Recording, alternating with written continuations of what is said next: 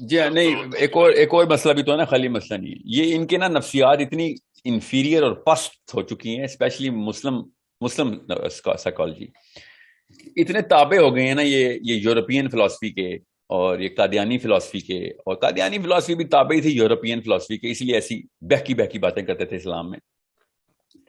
کہتے ہیں کہ چونکہ نبی اسلام نے کہا دجال کا گدھا ہوگا تو وہ ایک جہاز ہوگا، جو کہ جہاز کیوں ہوگا جب نبی اسلام نے کہا گدھا ہوگا تو گدھا ہوگا. زبردستی نا اپنے طور پہ نبی اسلام کے بہاف پہ سوچ رہے ہیں.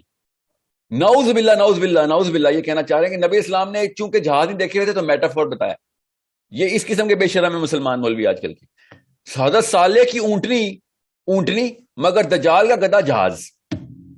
یہ سوچیں ذرا، یہ کیا بدبختی پھیلا رہے ہو بچوں میں.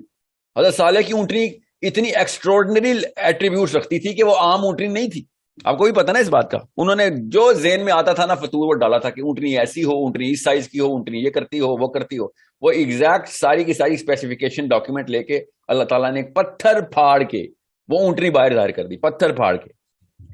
یہ ایکسٹراڈنری آپ کو لٹرل لگ رہا ہے اور دجال کا گدھا آپ کو جہاز لگ رہا ہے.